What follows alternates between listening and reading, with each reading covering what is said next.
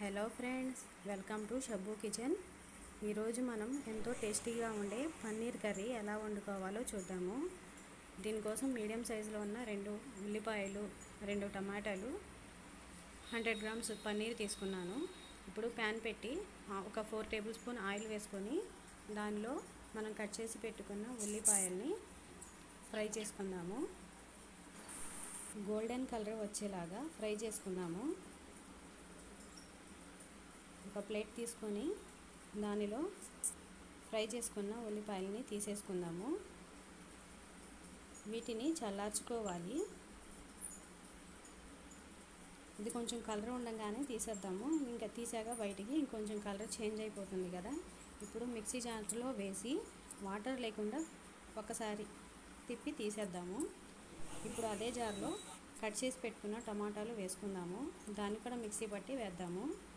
ఇప్పుడు అదే ప్యాన్లో ఒక బిర్యానీ ఆకు, ఒక 1/2 టేబుల్ స్పూన్ జీలకర్ర, కొంచెం కరివేపాకు వేసి ఒక పచ్చిమిర్చి, 1 టేబుల్ స్పూన్ అల్లం వెల్లుల్లి పేస్ట్ వేసి కొంచెం ఫ్రై చేద్దాము.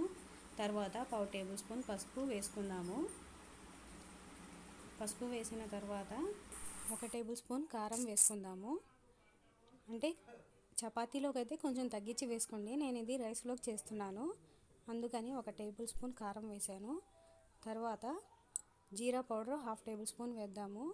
1/2 టేబుల్ స్పూన్ గరం మసాలా. తర్వాత మిక్సీ పట్టాం కదా టమాటాని, ఆ టమాటా పేస్ట్ వేసి కలుపుదాము.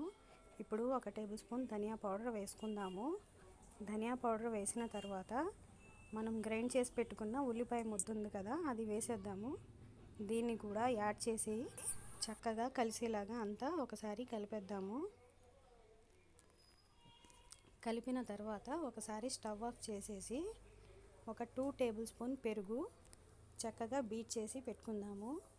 ఇప్పుడు దీనిలో వేసేసాక బాగా కలుపుకోవాలి.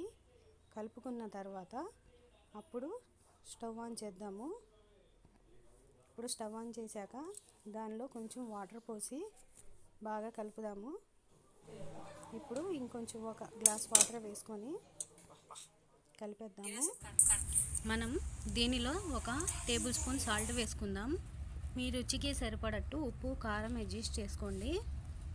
ఇప్పుడు పన్నీర్ ముక్కల్ని యాడ్ చేసుకుందాము. నేను పన్నీర్ ఫ్రై చేయలేదు, అలాగే కట్ చేసి పచ్చి పన్నీర్ని వేసేసాను.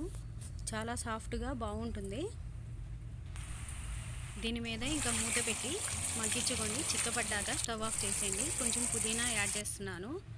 అంతే, ఎంతో గుమగుమలాడే టేస్టీ అయిన పన్నీర్ కర్రీ రెడీ. నా వీడియో కనుక మీకు నచ్చితే లైక్ చేయండి, షేర్ చేయండి, సబ్స్క్రైబ్ చేయండి. Thank you for watching.